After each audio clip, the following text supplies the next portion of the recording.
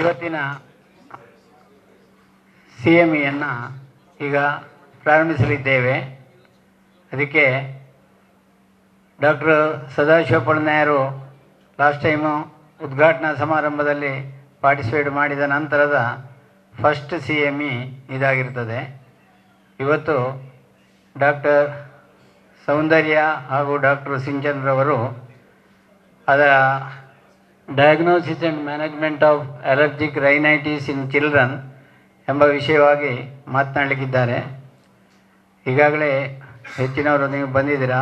ಇನ್ನೂ ಒಂದು ಕಾಲಾರ್ಧ ಗಂಟೆಯಲ್ಲಿ ಸಾಧಾರಣವಾಗಿ ಎಲ್ಲರೂ ಬಂದೇ ಬರ್ತಾರೆ. ಪೂರ್ವಭಾವಿಯಾಗಿ ಡಾಕ್ಟ್ರು ಅಣ್ಣಯ್ಯ ಕುಲಾಲ್ರವರು ನಮ್ಮ ಪ್ರೆಸಿಡೆಂಟರು ಸೇರಿಕೊಂಡು ನಮ್ಮ ಗೆಸ್ಟ್ಗಳಾದಂಥ ಡಾಕ್ಟರ್ ಸೌಂದರ್ಯ ಹಾಗೂ ಡಾಕ್ಟರ್ ಸಿಂಚನ್ರವರನ್ನು ವೇದಿಕೆಗೆ ಕರೆದುಕೊಂಡು ಬರಬೇಕು ಅಂತ ಹೇಳಿ ಕೇಳುತ್ತೇನೆ.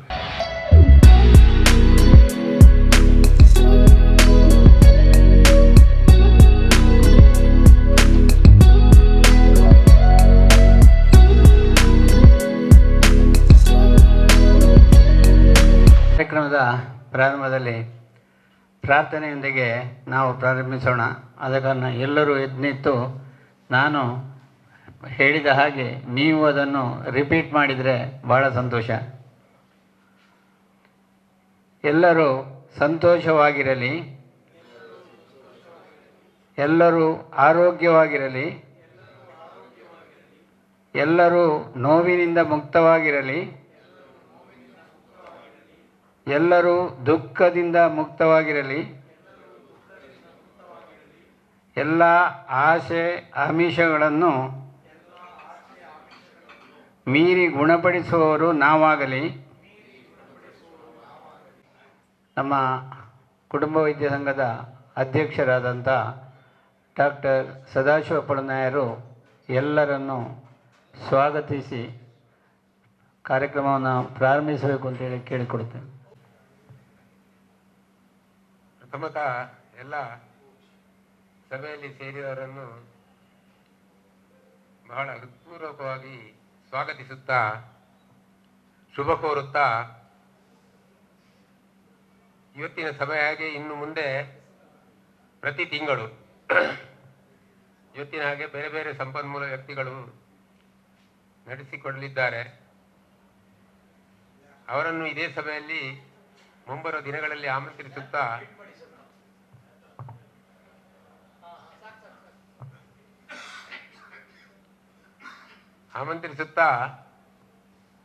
ನಮ್ಮ ಈ ವರ್ಷದ 12 ತಿಂಗಳಲ್ಲಿ 12 ಸಭೆಗಳನ್ನು ಮಾಡಬೇಕು ಅಂತ ಇದ್ದಾರೆ. ನಾನು ಬೇಡ ಅಂತ ಹೇಳಿದ್ರು, ನೀವು ಸುಮ್ಮನೆ ಕೂತರು ಸಾಕು, ನಾವು ಮುಂದುವರಿಸ್ತೇವೆ ಅಂತ ಅಣ್ಣಯ್ಯ ಕುಲಾಲ್, GK ಭಟ್ ಅಥವಾ ಬಹಳ ಹುಮ್ಮಸ್ಸಿನಿಂದ ನಡೆಸಿಕೊಡುವವರಿದ್ದಾರೆ.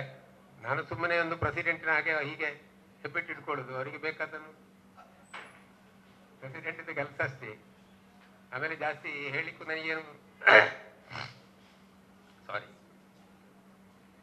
ನನಗೆ ಅಯೋಧ್ಯೆ ಕಾಶಿಗೆ ಹೋಗಿ ಅಂತ ಹೇಳ್ತಾರೆ, ಫ್ಯಾರಿಂಗೋ ಲ್ಯಾರಿಂಗೋ ಬ್ರಾಂಕೈಟಿಸ್ ಅಲ್ಲ, ಫ್ಯಾರಿಂಗೋ ಲ್ಯಾರಿಂಗೋ ಬ್ರಾಂಕೈಟಿಸ್ ಇನ್ನೂ ಕೂಡ ಸೆಕ್ರೇಷನ್ಸ್ ಉಂಟು. ಅಂದರೆ ಒಂದು 3 ವೀಕ್ಸ್ ಟೂರಲ್ಲಿದ್ದೆ, ಇನ್ನೂ ಕೂಡ ಕ್ಲಿಯರ್ ಆಗಲಿಲ್ಲ. Very sorry for that. ಏನಿಲ್ಲ ಇದ್ರೂ ಕೆಲವು ಅನಿಸಿಕೆಗಳನ್ನು ನಿಮ್ಮ ಮುಂದೆ ಇಡಬೇಕು ಅಂತ ಬಯಸ್ತೇನೆ. ಪ್ರತಿ ಸಲ ಕೂಡ ಬೇರೆ ಬೇರೆ, ಅಂದರೆ ಕ್ಲಾಸ್ ರೂಮ್ ಲೆಕ್ಚರಿಗಿಂತ ಇಂಟ್ರಾಕ್ಷನ್, ಅದಕ್ಕೆ ಪ್ರಾಮುಖ್ಯತೆ ಕೊಡಬೇಕು. ಅಂದರೆ ಪ್ರತಿಯೊಬ್ಬರು ಕೂಡ ಭಾಗವಹಿಸಿ ತಮ್ಮ ತಮ್ಮ ಕ್ಲಿಷ್ಟಕರ ಏನಾದರೂ ಪ್ರಾಬ್ಲಮ್ ಇದ್ದರೆ ಅದಕ್ಕೆ solution bilateral, it should be bilateral always. So ಅದನ್ನು ಸಾಲ್ವ್ ಮಾಡುವಂಥ ಗಮನ ಹರಿಸಬೇಕು. ಆದರೆ ಮಾತ್ರ ಒಂದು ಸಕ್ಸಸ್ಫುಲ್ ಆಗಿ ನಮ್ಮ ಜೀವನ, ಸ್ಪೆಷಲಿ ಹೆಲ್ತ್ ಕೇರ್ ಸಿಸ್ಟಮ್ನಲ್ಲಿ ತುಂಬ ಬದಲಾವಣೆಗಳನ್ನು ತರಬಹುದು ಅಂತ ನನ್ನ ಒಂದು ಆಶೆ. ಇದು ಬಹಳ ಮುಖ್ಯ. ಈಗಿನ ಕಾಲದಲ್ಲಿ this what you call advanced health care ಸಿಸ್ಟಮ್ನಲ್ಲಿ ಏನೇನೋ just like FMC fast moving consumer ಗೂಡ್ಸಿನ ಹಾಗೆ ಜನರು ಸಂಶಯದತ್ತನೇ ಮುಖ ಮಾಡಿ ನಮ್ಮ ಮೇಲೆ ಸಂಶಯ. ಅಂದರೆ ಕಾಲ ಬದಲಾಗಿದೆ ಈಗ, ಮೊದಲ ಹಾಗೆ ಅಲ್ಲ. ಮೊದಲ ಮೇಲೆ ವೈದ್ಯರಿಗೆ ರೋಗಿ ವೈದ್ಯರ ಸಂಬಂಧಕ್ಕೆ ಒಂದು ಶ್ರೇಷ್ಠತೆ ಗೌರವ ಇತ್ತು. ಇವಾಗ ಎವ್ರಿಥಿಂಗ್ ಅಂದರೆ ರೋಗಿ ಕನ್ಸ್ಯೂಮರ್, ನಾವು ಪ್ರೊವೈಡರ್, ಸರ್ವಿಸ್ ಪ್ರೊವೈಡರ್. ಸೊ ರೋಗಿ ವೈದ್ಯನ ಸಂಬಂಧ ಬಹಳ ಕೆಟ್ಟು ಹೋಗಿದೆ. ಇನ್ನು ಮುಂದೆ ನಮ್ಮ ಸುಖಕ್ಕಾಗಿ ಬೇಕಾಗಿ ಕೂಡ ನಾವು ಸ್ವಲ್ಪ ಆಲೋಚನೆ ಬೇಕಾಗ್ತದೆ, because of the legal implication. So ಮೊದಲ ಹಾಗೆಲ್ಲ ನಾವು ಶುರು ಮಾಡುವಾಗ ಏನಿಲ್ಲ, ಅಷ್ಟು ರೆಸ್ಪೆಕ್ಟ್ ಇತ್ತು, ಎಲ್ಲ ಇತ್ತು. ಇವಾಗ everything has become after say 1900 consumer act ಬಂದ ಮೇಲೆ ನಮ್ಮ ಆ ಪಾವಿತ್ರತೆ ಬಹಳ ಶೋಚನೀಯ ಸ್ಥಿತಿಯಲ್ಲಿದೆ. ಸೊ ಇದಕ್ಕೆ ಮುಂದೆ ಏನಾದರೂ ನಾವು ನಮ್ಮೊಳಗಡೆ ಪರಿಹಾರ ಕಂಡುಕೊಂಡು ಯಶಸ್ವಿಯತ್ತ ಸುಖದತ್ತ ನಮ್ಮ ಜೀವನವನ್ನು ಸಾಗಿಸಬೇಕು. ಮುಂದೆ ಬರುವಂತಹ ಏನಾದರೂ ಕೋರ್ಟ್ ಲಿಟಿಗೇಷನ್ಸ್ ಅಥವಾ ವಯಲೆನ್ಸ್, ಅದು ಕೂಡ ಮುಖ್ಯ. ಸೊ ಇದನ್ನೆಲ್ಲ ಪ್ರೊಟೆಕ್ಷನ್ ಮಾಡಿ ಫಸ್ಟ್ ಪ್ರೊಟೆಕ್ಟ್ ಅವರ್ ಸೆಲ್ಫ್, ಅದೇ ಧ್ಯೇಯ ಆಗಬೇಕೀಗ. ಯಾಕಂತೇಳಿದರೆ ರೋಗಿ ಗುಣಮುಖ ಆದ ಮೇಲೆ ಸ್ವಲ್ಪ ಸಮಯದಲ್ಲಿ ಮರೆತು ಹೋಗ್ತಾನೆ. ನಾವು ಏನು ಮಾಡಿದ್ದೇವೆ ಏನು ಆಲೋಚನೆ ಮಾಡೋದಿಲ್ಲ. ಏನಾದರೂ ಒಂದು ತಪ್ಪು ಹುಡುಕ್ತಾರೆ ಅವರು, ಮತ್ತೆ ಇಲ್ಲದರಲ್ಲಿ ಕೂಡ ಹುಡುಕ್ತಾರೆ. ಸೊ ಇನ್ನು ಮುಂದೆ ನನ್ನ ಕೊಲ್ಲಿಗಳಲ್ಲಿ ಎಲ್ಲರಲ್ಲಿಯೂ ಸ್ವಲ್ಪ ಜಾಗರೂಕವಾಗಿ ನಿಮ್ಮ ವೈದ್ಯ ವೃತ್ತಿಯನ್ನು ಕೈಗೊಳ್ಳಬೇಕು, ಮುಂದುವರಿಸಬೇಕು ಅಂತ ಒಂದು ಕಳಕಳಿಯ ವಿನಂತಿ ಮಾಡುತ್ತಾ ನನ್ನ 2 ಮಾತುಗಳನ್ನು ಮುಗಿಸ್ತೇನೆ.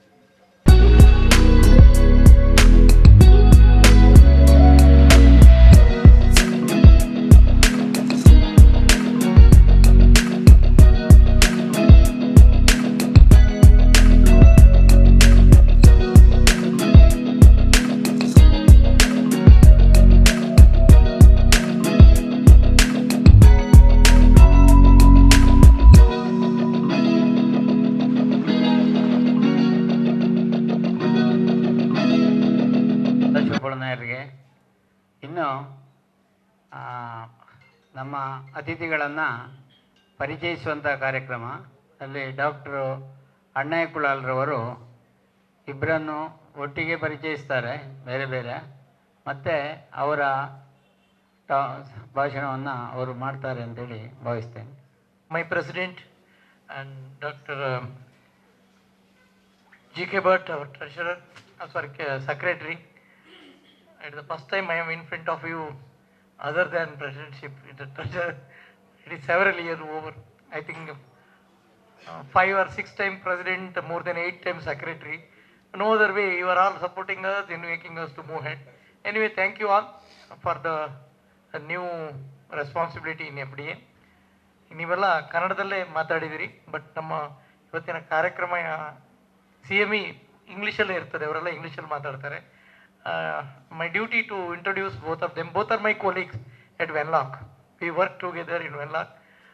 Dr. Sinchana Bhatt and Dr. Soundarya Mahalingam. Dr. Sinchana Bhatt, consultant pediatrician, and she is the allergy specialist, trainer for various modules like asthma, training modules, rational evaluation of allergies for pediatrician, RAP, conducted by Indian Academy of Pediatrics. She is a faculty for the allergy fellowship course conducted in Calicut, organizing chairperson of Mangalore intensive PG teaching program for past 9 years. She has authorized chapters in textbook and published research in national and international journals. A speaker at various state and national conferences. With this background, I am introducing her. Dr. Sinchana Bhatt, work experience 15 years, MBBS from Nair Hospital, Mumbai, isn't it? from 2001 to 2007. DCH from Maulana Azad Medical College, it is the prestigious Institute of India in New Delhi. DNB from Church of South India Hospital, Bangalore, 2012. Diploma in Allergy and Asthma Training, CMC Vellore. She is Association of University of Colorado. She is currently working as a SNSU pediatrician at Government Venlock Hospital, RAPCC. It is the regional pediatric hospital in Venlock. We always work there. We take her help for our other patients. She practices allergy at her clinic, Dr. Sinchana Allergy and Asthma Clinic, Kankanadi, for past 2 years, and she is also visiting consultant at Chitra Hospital, Kasaragod. And she worked in AJ Institute of Medical Science for 7 years, and Nair Hospital, Mumbai, and New Delhi, Maulana Azad Medical College. Currently, she is a Joint Secretary of Karnataka State Branch of Indian Academy of Pediatrics and Executive Board Member of IAP, Allergy and Applied Immunology Chapter. We welcome you, Madam. This is Dr. Sinchana Bhatt. One more, Madam, she has not given much her biodata, National Webinar Coordinator for DIAP, Dr. Soundarya Mahalingam. IAP Allergy and Immunology Chapter 2025. It is her credit. Area of special interest and research are pediatric allergy and asthma and medical education. Publications and academic contributions, 65 publications in index journals and 9 chapters and e-learning module for digital learning, Dignivary, UG and PG. Awards, recognitions, SS Manchand Neonatology Research Award, it is one of the greatest awards, Manchand, and Good Teacher Award, and Dr. S.C. Arya Gold Medal Award, and Treasurer of IOP DK branch in 2013. That is Soundarya Mahalingam. Now she is at KMC. She is at KMC, MBBS, MD, ACME, DPPA, Pediatric Allergist and Consultant, Department of Pediatrics, KMC Hospital, Mangalore. We welcome you, Madam.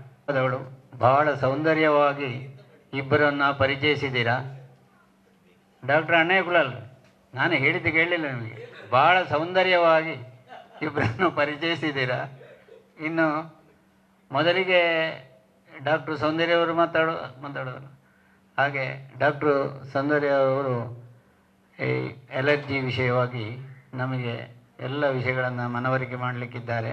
ಹಾಗೆ ನಾವು ಎದುರು ಕೂತುಕೊಳ್ತೇವೆ, ನೀವು ಪ್ರಾರಂಭಿಸಬೇಕು ಅಂತೇಳಿ ಕೇಳಿಕೊಡ್ತೀವಿ.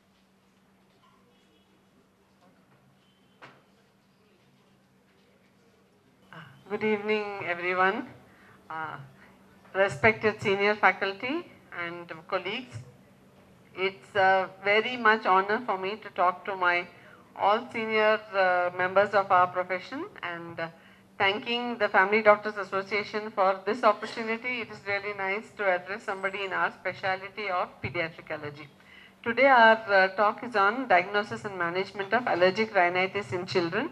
This is mine and Sinchana's core subject, so we thought we'll share the updates with you all.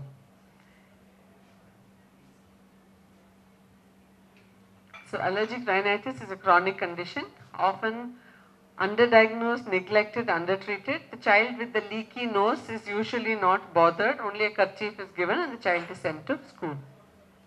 However, it has a severe impact on the quality of life of the child. In a study saying that children in the age group 11 to 13 years, the allergic rhinitis incidence is as high as 24%, and between 6 to 7 years it's as high as 11%. If you take all the children, it's a big number. Now this is the atopic march. The atopic march is how the allergy progresses from the time of birth till the child becomes an adult. So in the first year of life, the maximum what we see is the blue line, that is the skin allergy or the atopic dermatitis. As the child becomes a toddler and early childhood, the line which is peaking is the red line, which is the food allergies. That is when the child starts getting introduced to newer foods. Then next, as the child moves from toddler to late childhood up to early adolescence, the peak is the green line, which is the typical childhood wheezer, the under 5 wheezer, the childhood wheezer. So asthma is most prevalent in this age. And once the child becomes an adolescent, These all incidences come down, and what takes peak is the allergic rhinitis, and that remains till the last. The allergic rhinitis is the most prevalent. So this is called the atopic march. Now the prevalence of allergic rhinitis among children is the most prevalent globally, and it ranges between 2 to 25% in children. As per the GAN study in India, 10% of Indians suffer from allergic rhinitis. This also is a huge number, out of which 30% are in childhood, 7.7% in the smaller children, and 23.5% as per the atopic march in adolescents. So what are the symptoms of allergic rhinitis? We have 4 sets of symptoms. One is typical symptoms or cardinal symptoms. The next is associated symptoms. Then additional symptoms which come as the disease progresses, and last are the systemic symptoms. Cardinal symptoms are what we see: nasal itching, nasal congestion, runny nose, sneezing. Associated symptoms are with the eye, ocular itching, erythema, throat itching, wheezing, cough, poor sleep, mouth breathing. Additional symptoms are because of the nasal block, child does not sense smell. So this hyposmia, anosmia, snoring, features of obstructive sleep apnea, sleep disordered breathing, bad smell, halitosis, burning, features of itching, middle ear issues with otalgia, ear pain and tinnitus. Systemic symptoms is where the child does not get good sleep, so he is irritable, there is poor attention in school and poor school performance. Now there are 2 types of children who present with allergic rhinitis. You have the children who present with the primary nasal block, and the set of symptoms who present with the runny nose. The nasal block children are called the blockers. Here they don't have much of sneezing, primarily it is a nasal block, not much nasal itching, but thick runny postnasal drip. Diurnal symptoms can be present, but usually whole day and night child has a blocked nose and breathes through the mouth. Conjunctivitis and all are not present. There are another group of children who present the runny nose. The runny nose children have watering eyes, excessive sneezing, runny watery discharge, conjunctivitis is present. These children tend to become better in the day. They are worse in the evenings and nights. Early morning, lot of sneezing and runny nose, but once they tend to go to school, the child essentially becomes better. These are the runners. The signs which are seen are all over the face, eyes. We will show you pictures for that. Here you have in the eyes the typical Denny-Morgan fold. Denny-Morgan fold is that red parallel line under the eyelid. That line is because of hypertrophy of a muscle there called the Muller's muscle. Then the typical allergic solute where the child's hand is always on the nose itching, and inferior turbinate hypertrophy can be seen on rhinoscopy. Allergic shiners are the what parents keep talking about, dark circles. It's not dark circle, that reddish pigmentation which comes under the eyes, and the nasal crease because of constantly rubbing the nose. These are the classical clinical features in children with allergic rhinitis. Now, allergic rhinitis has certain comorbid conditions which are primary and secondary. Primarily, allergic rhinitis will be seen with sinusitis, middle ear infections, otitis media, conjunctivitis, atopic dermatitis, childhood asthma and adenoid hypertrophy. All these are associated primarily with allergic rhinitis. Secondarily, we have what allergic rhinitis results in. Results in decreased quality of life because they are not sleeping and they are always itching their nose and struggling to have a good night's sleep. Sleep disordered breathing because their mouth is always open and they are snoring. Learning impairment because they have daytime sleepiness and they are not able to focus in school. Malocclusion, the forebite comes because of adenoid hypertrophy. Attention deficit and obstructive sleep apnea. Now the area is the allergic rhinitis and its impact on asthma, and this classified allergic rhinitis into intermittent, persistent, mild and moderate severe. Intermittent are children who present with symptoms less than 4 days per week or less than 4 consecutive weeks. Persistent is more than this, more than 4 days per week and more than more for consecutive weeks in a year. Mild is when the child otherwise does not have impairment of sleep or daily activities. Moderate is where sleep is also impaired or the daily functioning of the child becomes difficult because of bothersome symptoms. So the treatment is decided based upon whether child is mild intermittent allergic rhinitis or mild persistent rhinitis or moderate severe intermittent or moderate severe persistent allergic rhinitis. Now coming to the differential diagnosis, now all that runs is not allergic rhinitis. So especially since as per the atopic march, allergic rhinitis should come a little later. So when children under the age of 2 years have features of runny nose, blocked nose, etc., we should look for other conditions. And what are they? Vasomotor rhinitis, which is because of the change in the environmental temperature, odors or humidity. Infectious rhinitis, which is commonly seen, especially when the child goes to school for the first time, they keep falling sick. CSF leak, especially when the anterior cranial fossa is injured, where there is clear runny nose, which is refractory to treatment, and this is not mucoid, it is a clear runny nose. It is called NARS, which is non-allergic rhinitis with eosinophilia syndrome. Because of eosinophils in nasal tissue, you have features of runny nose. Chemical rhinitis is because of exposure to chemicals, drug induced because of NSAIDs or AC inhibitors. Rhinitis medicamentosa because of excessive use of nasal decongestants. Autoimmune granulomatous and vasculitis because of autoimmune conditions which affect other organs as well.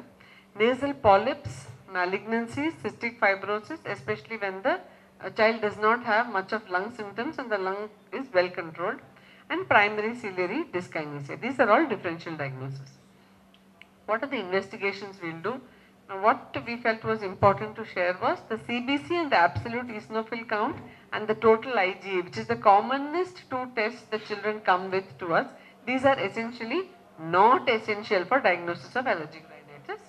What do we need to correctly help the child and diagnose allergic rhinitis is the skin prick test or the specific IgE or the blood allergy test through immunocap. For the complications, we can always have X-ray neck for looking at the adenoid hypertrophy, nasal endoscopy to see whether there are complications like polyps, rhinoscopy to even rule out other differential diagnosis, nasal fractional excretion of nitric oxide and spirometry to see whether this is only allergic rhinitis or is there any component of asthma also. Now this is the skin prick test. Here various allergens are placed on the skin and through a very small needle introduced into the skin, only 0.3 microliters introduced and the dermal reaction is noted. Now the advantages of SPTI, it's very fast to do. The results are available to you, visible on the child's hand in 15 minutes. Good patient compliance, it's safe, and it helps to identify what is causing the allergy in the child. Hence, if we avoid that, child essentially can feel better. And in children older than 6 months of age, we can do the skin prick test. What is the disadvantage is only one major disadvantage. If the child is on oral antihistamines, then the skin prick test comes negative. So the child has to be off oral antihistamines, do the test, and children with severe symptoms are unable to have that gap period. That's what interferes with the SPT. Rarely a mild allergy can be precipitated. Now this is the blood allergy test, which is the immunocap. Immunocap is where we cannot do an SPT or find it difficult adjunctively. We can do a specific IgE for these allergens. It could be house dust mite, it could be pollens, it could be the pets in the house, the cat, dog, birds. Sometimes even food allergies can result in features of allergic rhinitis. So these things, if the child cannot be off antihistamines, we can use the immunocap or the specific IgE for these, where the report comes like specific IgE for house dust mite, specific IgE for cockroach, specific IgE for grass pollens, Parthenium pollen, all which we see, all this specifically what the child is allergic to, so that if we can avoid that, it will be useful. The radioallergosorbent test was taught earlier but is not used anymore. The latest diagnosis to know further and deeper into allergy are the component resolved diagnostics, but this is only in selected situations, not in all children. Now how do we go ahead and approach a diagnosis? In any child with allergic rhinitis, we first do a skin prick test. If that gives out the correct allergen and what is troubling the child, then the diagnosis of AR is made. If we are not able to do it or if it comes negative, the next test is the allergen specific IgE. If we are able to get a good allergen specific IgE which correlates with our clinical history, then the diagnosis is made. If not, the last test which we do is the nasal challenge test, where the irritant is introduced into the nose as a nasal provocation, and if that is positive, then it is conclusive. If not, we have to look for non-allergic causes of this rhinitis. Management. Now the management, I will be covering one section, Sinchan will be doing the rest. We have two sections in management. We have systemic pharmacotherapy and topical. All of us prefer the topical pharmacotherapy first before doing systemic. But in mild intermittent symptoms, we don't need long-term medications. There, oral medications are advised. So the systemic pharmacotherapy are the oral antihistaminics, the leukotriene receptor antagonists, typically montelukast, oral decongestants, and the monoclonal antibodies are rarely used. Topical is what is applied on the nose. We have the most common intranasal corticosteroids, then the intranasal intranasal antihistamines, the intranasal decongestants, chromonal nasal spray, and saline irrigation, which is very useful. Now guidelines, we have three major bodies who have given us guidelines for management of allergic rhinitis. We have our national body, the Indian Academy of Pediatrics. We have the ICAR guidelines, which are typically for allergic rhinitis task force, and the international guidelines, which is the AREA, the IACI, and the Royal College guidelines. In our guidelines, they say the second generation antihistaminics are the drug of choice for mild intermittent allergic rhinitis. The ICAR guideline says that the newer ones can be considered for mild intermittent. Intranasal route may be used in first or second line therapy. The international guidelines say the second generation non-sedating ones are useful in mild allergic rhinitis. When you have moderate or moderate severe or persistent symptoms, we should not use sedating antihistaminics. Now coming to antihistaminics, antihistaminics are essentially the basis of short-term treatment. We have two sets, we have topical and systemic, and based upon the side effect profile, first, second and third generation.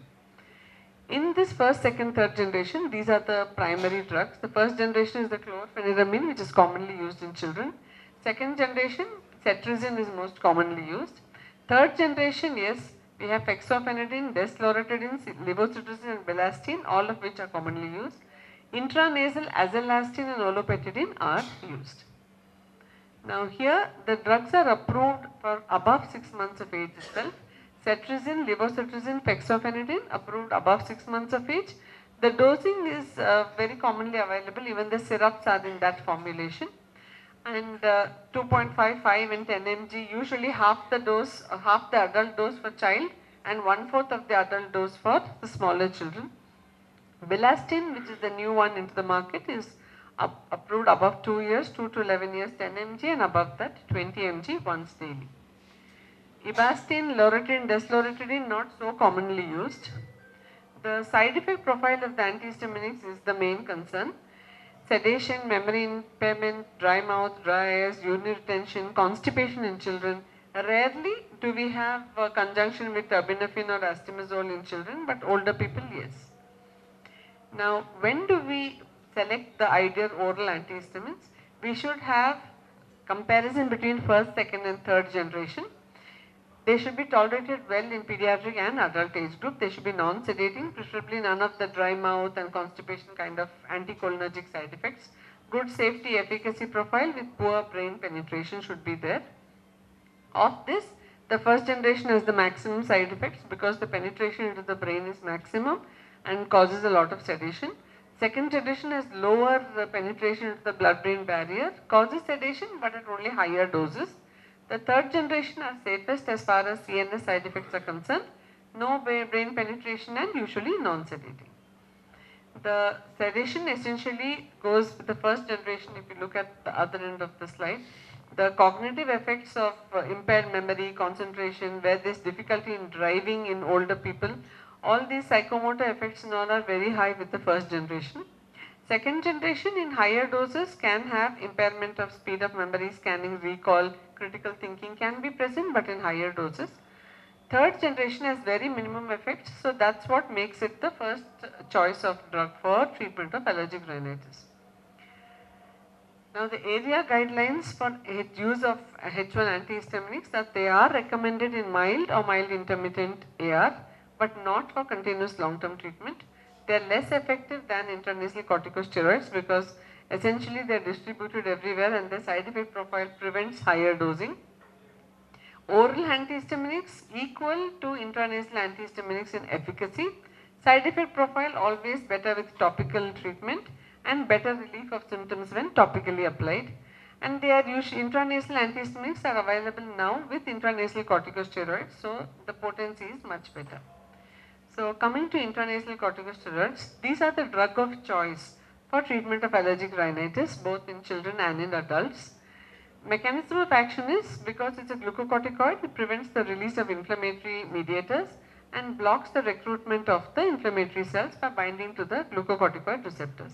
Treats the entire airway, so even if you just spray inside the nose, by going adjunctly next to next and this entire airway till the lung being a unified airway, it treats actually the entire airway. So by treatment of the nose, we actually start even improving our childhood asthmas also. And even the allergic conjunctivitis through the nasolacrimal duct gets improved. This is the most effective first line therapy, recommended for all persistent symptoms and moderate severe symptoms. It has very good symptom relief, especially of the rhinorrhea, sneezing, itching, block and congestion. Even the allergic conjunctivitis is better. It has got much better effect over oral and inhaled steroids because very minimum systemic penetration. The newer intranasal steroids have high lipophilicity, low systemic absorption and very good safety profiles. And long-term safety also is very good, which is what is very important for us in pediatric allergic rhinitis. They are of two types, the first generation and second generation. In the first generation, what is available in India as a nasal spray is only the budesonide. The others are not commonly available here. Second generation is what we typically use. That is the fluticasone propionate, mometasone and fluticasone furoate. They have a very good safety profile. Choosing the correct one is very important. And fluticasone and mometasone are the preferred choices for us for pediatric allergic rhinitis because of minimal systemic absorption, maximum safety profile, and the concept of using a corticosteroid and the side effect which everybody googles and asks us, those side effects are least when we use topically in the nose at very low doses. So when we use intranasal corticosteroids, the clinical attributes which we should consider are whether the choice is good topically potent, whether it's lipophilic, whether there's systemic bioavailability, how fast does it act, and what is the local or systemic adverse effect. So coming to that, the fluticasone furoate is available for 2 to 11 years. One spray each nostril once a day is sufficient. In older children, we can do 2 sprays once a day. Mometasone, we can do 2 sprays once a day in bigger doses for older children. Similarly, 1 spray each nostril for the children less than 11 years. And fluticasone propionate, this is also similar, 1 for in each nose for between 4 and 11 years, not okay for children less than 4 years, and above 11, 1 or 2 sprays can be used. Budesonide not commonly available, rarely done. What are the side effects of these? We have headaches, bitter taste because it goes down to the throat. Epistaxis can be there because of constant pressing and there is a turbulent jet which hits the littles area. Nasal burning is there, sore, dry throat, nasal crusting, all this can be there. But I have not seen many of these in many of the children. The most common one they complain of is the bitter taste because it automatically immediately goes to the throat. Absorption into systemic bloodstream is very less. Mometasone is less than 0.1%, fluticasone less than 2%. Other drugs like flunisolide, beclomethasone, triamcinolone, all these have higher absorption and thus have features the side effects of growth retardation also. So coming to the area guidelines, here the treatment of choice is the intranasal corticosteroid, which is better than the Montelukast, and monotherapy with intranasal corticosteroid is preferred. If not, you can use the intranasal corticosteroid with the oral antihistamine combination or intranasal antihistamine combination. Moderate to severe AR, the combination of corticosteroid with intranasal antihistaminic is preferred. So with this, I will be finishing my section on allergic rhinitis, and now I will hand over to Dr. Sinchana for completion of the rest of the talk. Thank you for your patience here. Thank you. Doctor Soundarya ಅವರಿಗೆ. ಇನ್ನು ಅವರು ಭಾಳ ಸಂಕ್ಷಿಪ್ತವಾಗಿ ಎಲ್ಲವನ್ನು ವಿವರಿಸಿದ್ದಾರೆ. ಆದರೂ doctor Sadashiva ಪಳನಾಯರಂಥವರಿಗೆ ಸಂಶಯಗಳು ಬಹುಶಃ ಇನ್ನೂ ಇರಬಹುದು. ಅದಕ್ಕೆ ಬೇಕಾಗಿ ಈ ಏನಾದರೂ ಪ್ರಶ್ನೆಗಳು ಇದ್ದರೆ ನೀವು ಕೇಳ್ಬೋದು ಅಂತೇಳಿ ಹೇಳ್ತೇನೆ. ಒಟ್ಟಿಗೆ ಕೇಳೋದ? ಆಯಿತು. ಹಾಗಾದರೆ ಡಾಕ್ಟರ್ ಸಿಂಚನ್ ಅವರು ಬರಬೇಕು. Everyone, first of all, I would like to thank the Family Doctors Association for giving us this opportunity to conduct this module, which is very close to our hearts. Especially Dr. G.K. Bhatt sir, Dr. Anaya Kulal sir and Purnaya sir. I've been calling them up for guidance and for arranging this, and they've been always helpful. So thank you, and once again I feel it's a great privilege for us to stand before you, before senior doctors of Mangalore actually, and speaking on this topic, which is very common. And as Soundarya madam has given a very great introduction, my job is much easier now. So going forth, let's see what other medications we have for allergic rhinitis. Like right now we discussed only about the oral antihistamines and the intranasal corticosteroids, which are the mainstay of treatment. But further down, if we feel that the patient is not responding, or if the symptoms are more severe, then we add something called as intranasal antihistamines. So these medications, either azilastine or olapatidine, 2 drugs are available. However, we should note that both are not available as monotherapy intranasal sprays. They are always, most of the times, are available only in combination with the intranasal corticosteroids. So they are available. If you must have heard about olapatidine drops, eye drops and all for allergic conjunctivitis, but for allergic rhinitis it is not available. So they have a very rapid onset of action. Within 15 minutes they start acting, so the patient gets relief immediately. But however, the problem is with the bitter taste. So most of the times it's not very much accepted by the patients. So in these antihistamines are actually the drug of choice when patients don't want intranasal corticosteroids, or when they are not benefited with only with intranasal corticosteroids. So they can only be used after 6 years of age. That is what we have to remember. Less than 6 years we don't use a intranasal antihistamine. So these are the common the side effects what are mentioned, but usually most of the times it is bitter taste. But one thing what we should remember is that we should use it only for a less duration, as far as possible, maximum 2 weeks to probably 1 month. Because what happens later on, the nasal mucosa starts drying up and the patient feels dryness in the mucosa. Dry mouth can also be seen. So once again, when they spray, sometimes they can sneeze because of the spray itself. So that also is possible. So next, coming on to this drug, which is commonly used, abused, misused probably. So Montelukast. Why are we so much bothered about this medication? Because if we see every antihistamine, most of the times we get only with Montelukast. If we ask for plain cetirizine or plain antihistamine, they won't. Or if we want plain Montelukast also, they won't give us. So it is most of the times a combination. So what is the mechanism of action of this Montelukast? It acts on the leukotriene receptors on the body and prevents these leukotrienes from causing smooth muscle constriction, mucus production and edema. So these are some things, some of the most important mechanisms of any allergic reaction. So this is the late phase. It acts on the late phase reaction. So what is the dose? If we see more than 1 year to up to 5 years, we can use 4 mg. More than 6 to 14 is 5 mg, and about 15 years is 10 mg. So in seasonal AR, so these are the standard doses. But we should always remember one most important side effect. If it is used for a long time, see the first line itself, neuropsychiatric manifestations. These are the most common problems in especially in children. In adults, they also it is seen, but especially depressive thoughts, suicidal tendencies, So that is why the FDA has given a black box warning against its use for a long time.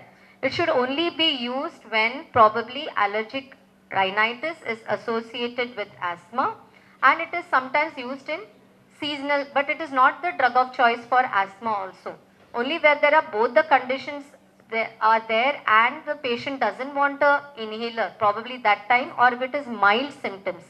So this is what they have told here. Basically, the combination is not useful. Why? Because Montelukast is alkaline stable and levocetirizine is acid stable. So in combination, it is unstable and the shelf life is not also very good. So that is why it is not advisable. So if needed, they must be prescribed independently and not together. So coming on to next this one. So what is the guidelines say? Guidelines say that it is a good drug for seasonal mild allergic rhinitis and obstructive sleep apnea.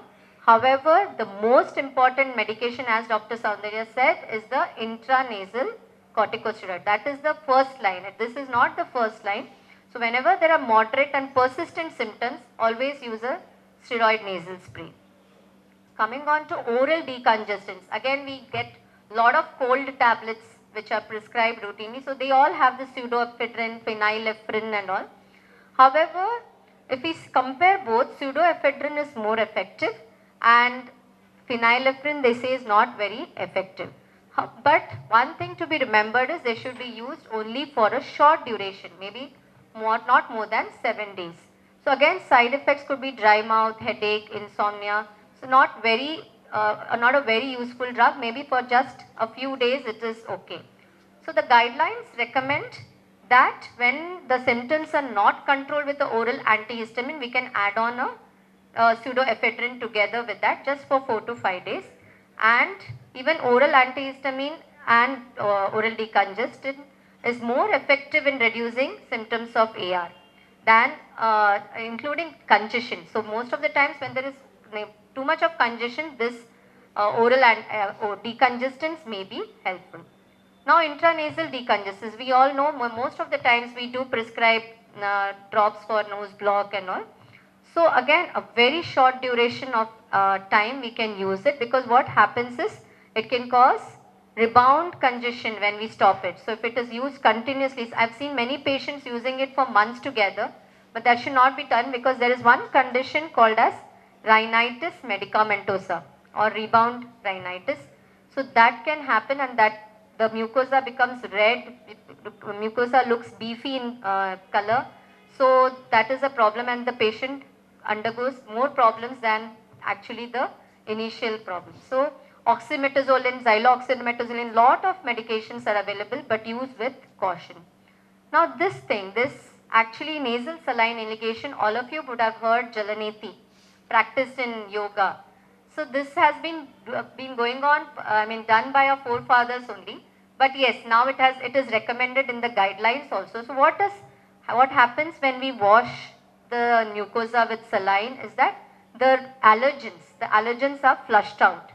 So that is, and it is very helpful even for sinusitis. So I do recommend my patients to use this. But always remember, don't use cold water from the tap or the tap water, because it can cause infections. So it should always be boiled and cool water. Now we already have sachets available in market. So they can be used, and there is some in boiled and cool water they can be added. So saline can be added, or there are sprays available, saline sprays also, which can be used, especially post polyp surgery and all. This is recommended, or even for chronic sinusitis, chronic allergic rhinitis, it is recommended. So it's an adjuvant therapy, it is not the mainstay therapy. Even intranasal corticosteroids are needed. It's only that it's an adjuvant therapy and helps in improving the the absorption of steroids, because the nose is, the decongestion is removed. Also, it helps in preventing the allergens, washing out the allergens and the nose block. So this is also very good mode of treatment. So mild symptoms we can only give nasal irrigation, but when it is severe we definitely use other medications as well. So all this I have, so there were some cases of meningoencephalitis because of using tap water. So that is what I said. Always advise the patients not to use that. Always use boiled and cool water. So there are some large volume irrigations also, or there are squeeze bottles available, or also there are nasal sprays. So always when we prescribe something, we always know that we have to educate the patient very well before that. So same thing holds true for nasal sprays also. So the technique has to be explained, that it has to be given on the lateral side of the nose and by bending front. And so this is typically a James Bond position. This way they spray the nasal sprays on this part. If they spray it towards the septum, what happens is there can be epistaxis, there can be burning sensation, there can be perforation also if long term use. So that is the most important thing. And always, address the misconceptions of steroids. So commonly what sprays we get, they have just 27 microgram of steroid. So tell the patients that what tablets you are having is in milligrams. So this is just in micrograms and reaching wherever it is needed.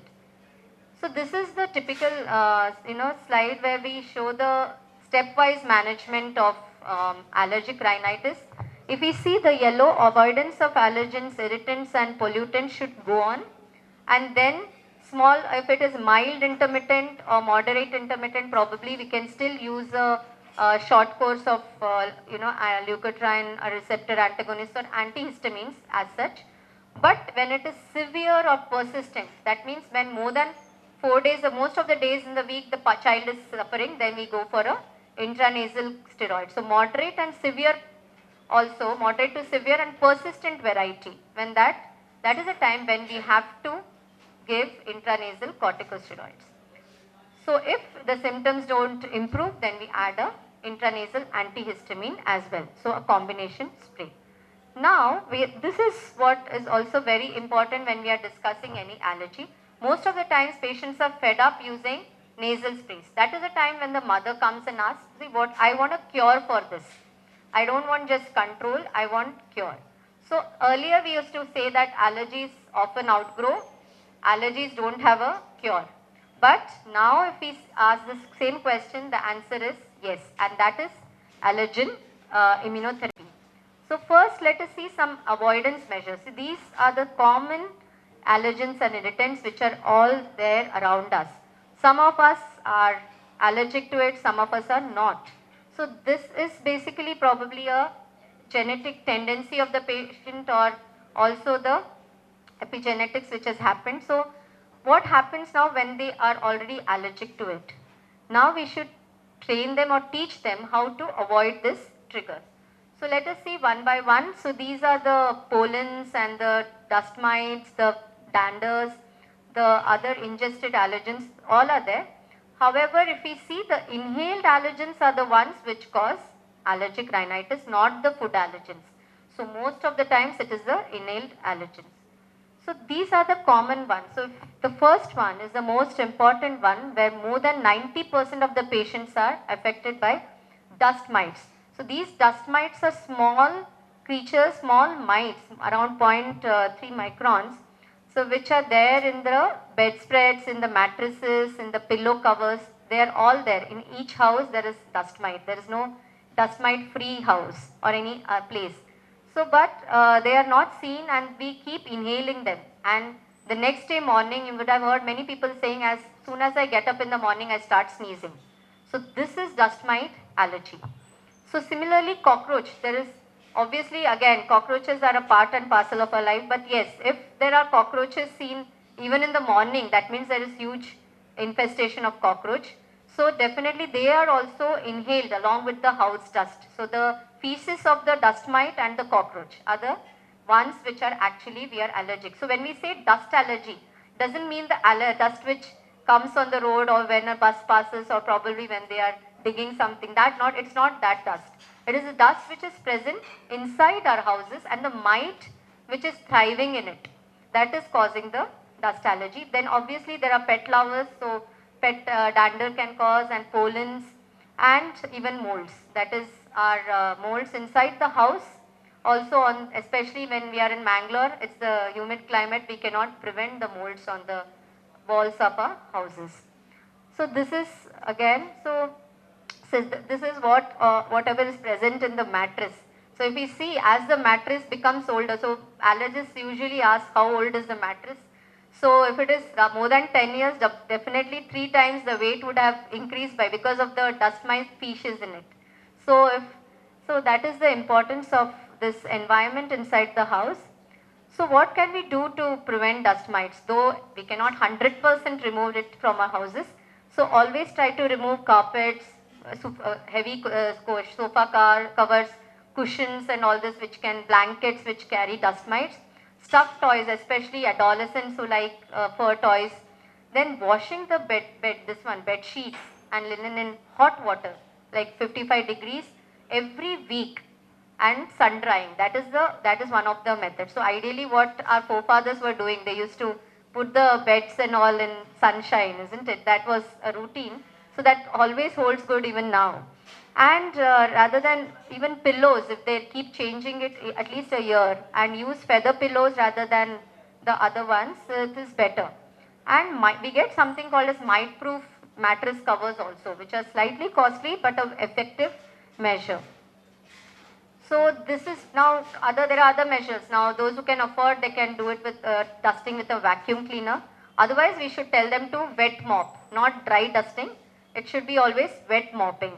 And HEPA filters and humidifiers, dehumidifiers are also helpful, but they're not like the first line, so we cannot tell everyone to buy it. But yes, to some extent they can be, the studies have shown they can be helpful.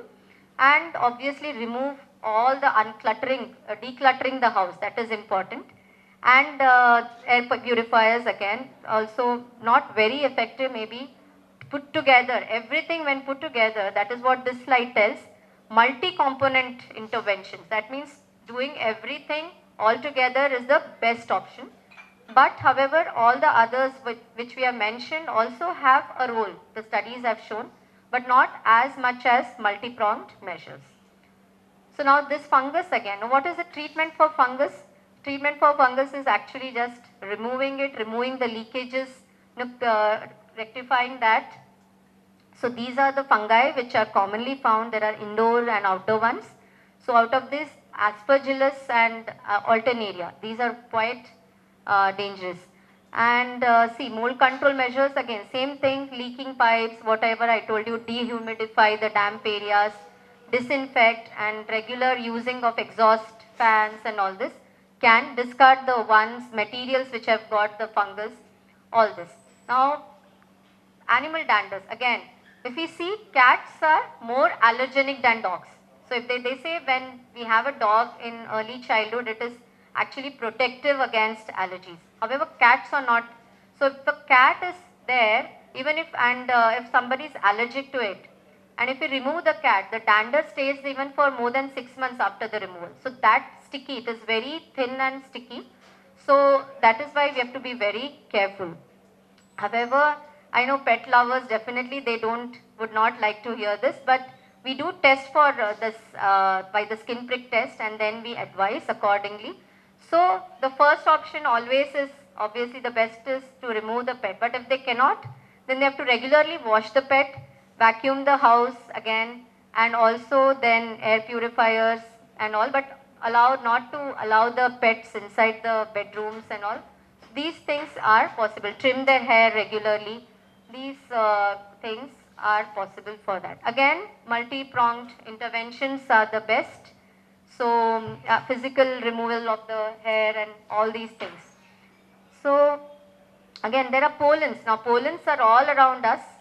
So however, if we see, these are the common pollens. So the grass pollens.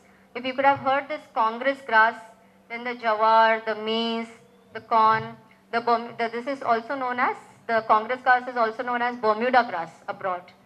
So these are the common pollens which are there. Now weeds, Parthenium, everyone would have heard about that. That is again present all over around us. Then mugwort and a lot of other weeds are there. So these patients may be allergic to these. So Parthenium and Congress grass, they are present throughout the year and it can cause symptoms throughout the year. However, there are some pollens which flower only during certain seasons. So that we have to be knowing. So that is what an allergist should know. So again, what can we do? Abroad, you would have heard they announce the pollen time, but in India we don't have that. So usually moving between 5 and 10 a.m. we should those with pollen allergy, they should avoid that. And when they come outside from outside, have a bath, and then again staying indoors when there are high pollen counts. All these can be done, and wearing the mask when they are going to particularly near that thing. Now coming on to allergen immunotherapy, this is what I was speaking about. So this is the only cure available for allergies. This is the only drug which will modify the disease. That means it will bring in a change in the immunity itself. So now we always know that when we should know which patients are will be helpful because of immunotherapy. So those who are continuing to be on medications and they are not improving, or they are having some side effects because of immunotherapy. Those who are progressing from allergic rhinitis to asthma and they are not improving even in spite of a medication. These patients are the ones who will be best benefited by immunotherapy. However, before immunotherapy, one thing we should remember is we always have to do a skin prick test, what Madam mentioned in the previous slides. So identify the allergen and then we advise the immunotherapy accordingly. So most often it is the dust mite. So dust mite allergy, and for that we give immunotherapy. So what happens, we always say that Ig is high. So most of the patients come with a report of high Ig and they ask how to reduce this.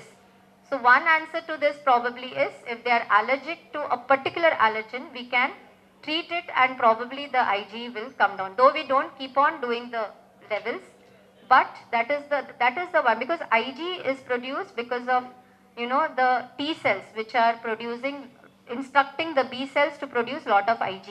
When we give immunotherapy, the Ig is not produced, however the IgG is produced. That is why it brings in a change, and this change is permanent. So it doesn't help the allergies to progress. The cure remains, the patient remains non-allergic even after stopping the treatment. So the effect continues even after we stop the treatment. So treatment is for 3 to 5 years with allergen immunotherapy. However, the benefit is lifelong. That is more important. So this, and see, suppose if a patient has dust mite allergy, but now he is not allergic to pollen. So this patient will be prevented from having new allergies. So that is called multiple sensitization or neosensitization. So will not go on to develop new allergies, and it will prevent this march. So if we halt it at allergic rhinitis, the patient will not progress to asthma. That is the important aspect. So we have different modes of giving immunotherapy. We were having, earlier we used to always have SCIT, that is subcutaneous injections. Now we have sublingual drops also, and we recently in India we have even sublingual tablets which have come. So it was not there earlier in India, it was only abroad. But now last 3 to 4 months we are having it even in India. So they are very simple and easy to use if it is a proven allergy. So after 5 years of age we can offer immunotherapy, and if most of the times the benefit is seen only after 6 to 8 months, not before that. So we have to counsel the patients that yes, it will not start immediately like your other treatment, but it is definitely going to be seen by 6 to 8 months, and if they don't see a benefit, they can stop it after 1 year. Yeah. So usually what happens is, in children we always prefer the sublingual treatment rather than the subcutaneous, because no one wants injections for their kids obviously. So to summarize, allergic rhinitis, as we know, is a allergic condition which affects the nasal mucosa. So it is a Ig mediated response. Those are usually indoor allergens like dust mites or pet dander as we discussed, or outdoor allergens like molds or pollens. And there are irritants around us like pollutants, like smoke, like so many chemicals. So all these are perfumes, lot of things. Many patients tell us that when they spray a perfume, when they say smell some spice, they get sneezing. So all those are irritants. So sneezing, rhinorrhea, nasal congestion and itching are the cardinal symptoms.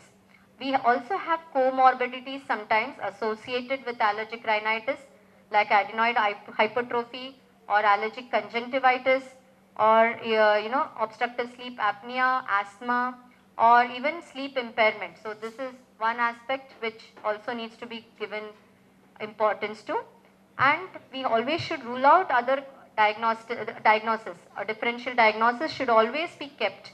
Suppose if there is a unilateral congestion or if there is a lot of leaky nose, probably it's a CSF rhinorrhea. So, and investigations according to the symptoms like a skin prick test, a specific IgE or a nasal endoscopy or imaging depending on that. Treatment, most important is intranasal corticosteroids for moderate or persistent ones, antihistamines for intermittent allergic rhinitis or seasonal allergic rhinitis, intranasal antihistamines as a combination with intranasal corticosteroids when the initial treatment is not working, saline irrigation as an adjuvant, and biologics we have not discussed, but yes, they are the next level of like omalizumab and all, but we have not discussed that. And environmental control and trigger identification, very important aspect. Even with pharmacotherapy, that is also more important. And immunotherapy, when the patient is not responding to pharmacotherapy, when he wants a cure, he doesn't just want control, when the symptoms are going on, worsening in spite of pharmacotherapy. So that is when we offer allergen immunotherapy. So thank you one and all for patient listening. Thank you, Dr. Sinjana. Now the time for question and answer.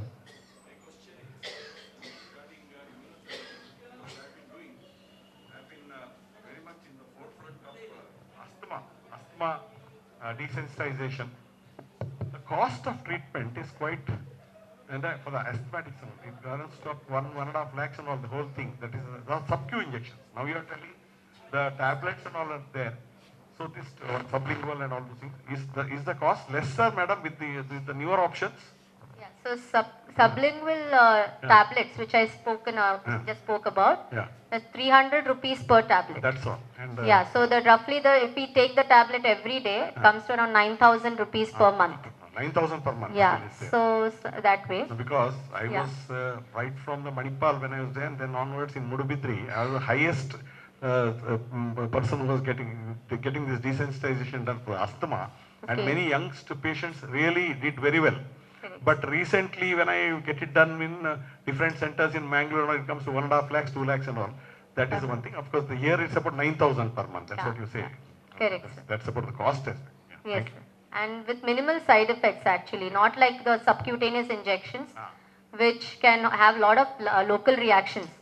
But So, sub-Q also, very VIPs of Mangalore and all have earlier, relatively younger people have completely come out of the, yes, it's a very effective therapy, very effective, yes.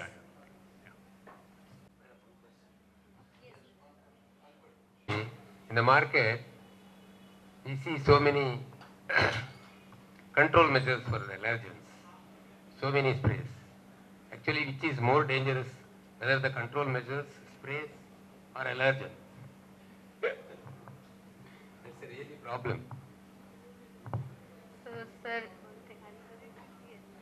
so the control sprays, if they are used in the right dose and the right duration so then definitely they are not dangerous. Yes. So, but the symptoms are more, kind of disturbing, and they affect the quality of life of the patient. So many a times they say they even can't work or do their job effectively because of the symptoms. So if it is that disturbing, we definitely have to offer them nasal sprays. That is the thing. So yeah, so when used in the correct way, like we mentioned, it is not as, there are side effects are very minimum with that. So as such, what we told about this epistaxis and all is very rare. There are no patients who have come as such with those side effects. So only probably what they may say is some discomfort or some bitter taste, not more than that. Yeah. Any comments? Maybe like what is it? Only allergens will be most dangerous of that. Nasal corticosteroids. Don't you invite like aspergilloma, fungal infections? No, sir. Usually, if used properly, no, hardly any risk, sir, with intranasal steroids because dose is very, very less. And if they continuously need, we should try and see if we can go for allergen avoidance or immunotherapy, so that the duration for continuous use of intranasal corticosteroids will come down. So once we find out that they are almost dependent on intranasal corticosteroids, try and convince them for immunotherapy, then it will be a cure, sir, for them. I have not seen a single successful case in immunotherapy so far. People do that, but I have not seen so far. No, for a time being 7-8 months, and again it recurs. So I have not seen even a single successful case so far. So what probably sir is meaning is what happens is initially the patients agree for immunotherapy, but then later once they go down the treatment, when they feel little bit demotivated, or they don't want to continue because of the long duration. So if for the duration is accurate by 3 years, definitely their symptoms improve. This is done, seen in research and also in practice. Few of our patients who have done really well, especially kids. So what important thing is, first of all, the choice of the patient is very important for immunotherapy, sir. So that should be an allergic disease. So there are many conditions which mimic allergic rhinitis but are not allergic rhinitis. That is why a skin prick test is very important to diagnose the allergen which is... Yes. So we don't combine lot of allergens. So if they are allergic to multiple pool, then we don't add all those things to the immunotherapy. What is the most important allergen? We address that. Second thing is the patient selection. So very old patients are, that will, because already they are in their immunosenescence. So the ideal age group is the young patients who are slightly, not severely affected also, but probably a moderate to severe disease, and earlier given the better actually when they are. So all these things, and non-compliant patients, again the results will not be good. So, and also the allergens, from where they are getting the allergens, the immunotherapy. So the standard immunotherapy should be used. That is also important. So there are a lot of factors for a successful immunotherapy. What about skin prick test? Skin prick test. Yes. I don't rely on this because I have seen so many, even our penicillin. Skin reaction, severe skin reaction. I have given the patient write down procaine penicillin because I was using maximum procaine penicillin my days. And that was the number 1 antibiotic. No one is using it like me. So I have given direct procaine penicillin injection, nothing happens. So this skin prick test, even many a time, it never works. You get severe reaction, nothing happens.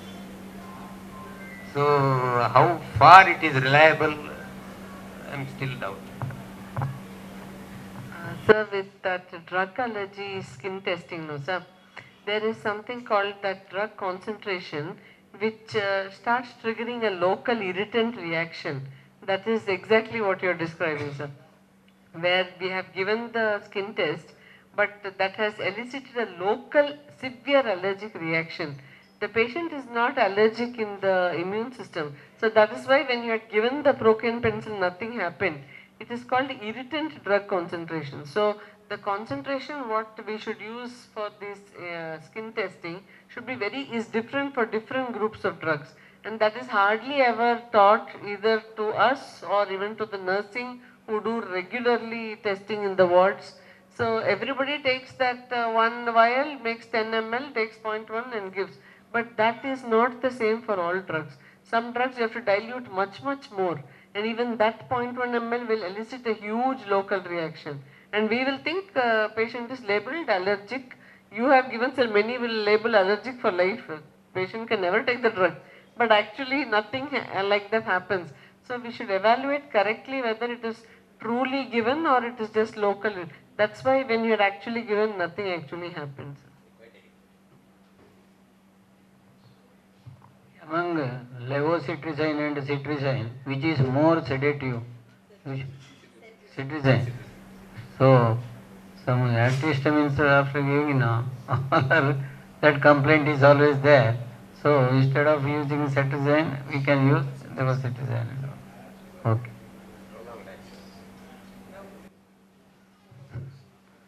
Now, Dr. Devadas Rai, please come. He wants to say something regarding the CME of Kanachur Medical College. The 2 credit points are also there. So, please. So the Family Doctors Association. I come from the Department of Medicine, Kanachur Institute of Medical Sciences, inviting maximum participation by members of the FDA for the 5th edition of the KIMS Diabetes Update. So we have been doing this update from the past 5 years, 4 years, and this is the 5th year.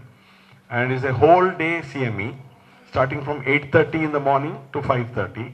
And there are 6 speakers. The regular CME format, in which endocrinologists, that is one, usually we get an endocrinologist from outside. This time the endocrinologist from outside is Dr. Prashant Hubli, who is a renowned endocrinologist from Lucknow. And then we have the local endocrinologist, that is Dr. Akhila Bandarkar from KSAGDE, Dr. Saurabha Bhatt from Yenapaya Medical College, and Dr. Sudeep from Father Muller's.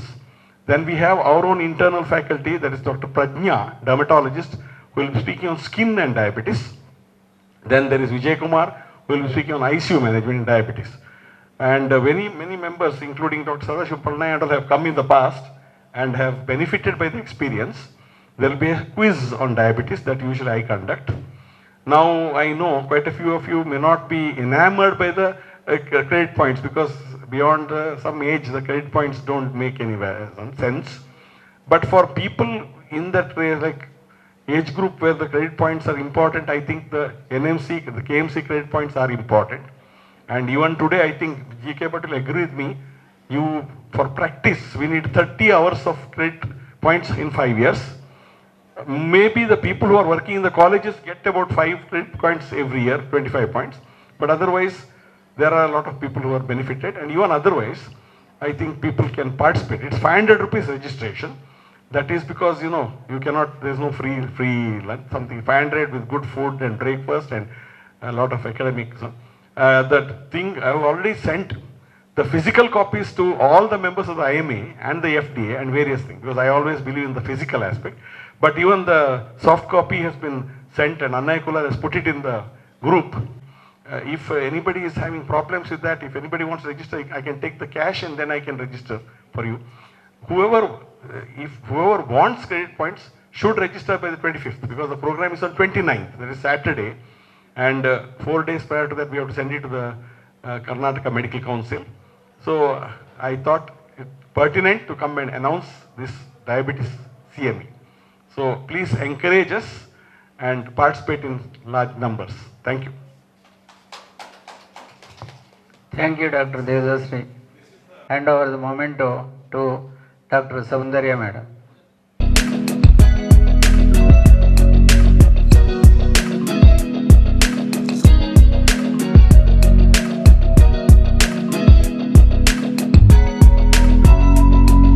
Requesting now Dr. Ramachandra Bhatt to come and hand over the memento to Dr.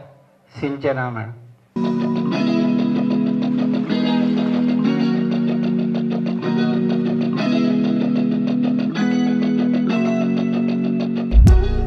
Now is the time for vote of thanks. Say thank you all. At the outset, my president, Dr. Palnaya, we thank you, sir. In spite of his ill health, he has come. Recently, he came from North Indian tour within few days back. He attended. He made us say yes, I will be there. Thank you, sir, for your listening. I thank Dr. G.K. Bhatt. As usual, is vibrant. He arranged all these things. He arranged everything. We thank you, sir, for coordinating properly. And more than both do, Dr. Sinchana Bhatt and Dr. Saundarya, they extraordinary, sir, madam. Because our seniors, our parent used to say, bed anna bisli haki, onagisi. Nam incineration, sterilization, everything is nothing now. Once again, we are going back. They told very meticulously about this observation. Even COVID also taught us. ಕೈ ತೊಳೀರಿ, ಮುಖ ತೊಳ್ಕೊಂಡು ಬನ್ನಿ, ಕಾಲು ತೊಳ್ಕೊಂಡು ಬನ್ನಿ, ಕೈ ಮುಗಿರಿ. These are, so once again we are going back our tradition, culture. They have touched it very nicely. Thank you both of you. And I thank all those FDA members. They have come in big number because exclusively FDA members meeting this time. We have 40 members, 35 to 40 members of FDA have come. Exclusively, I think this is the exclusively family doctors meet. We thank all the seniors. I think everyone, even Polnayev sir started his MBBS before I was. So since so many years seniors are there, we thank you each and everyone. Thank you all. We expect the same cooperation for you all. And next 29th ಗೆ ನೀವೆಲ್ಲ Devdas Rai, he is also a very strong supporter of family doctor. Register ಮಾಡಿ support ಮಾಡಿ ಅಂತ ಕೇಳ್ಕೊಳ್ತೇವೆ. ವಂದನೆಗಳು. Thank you. Good night.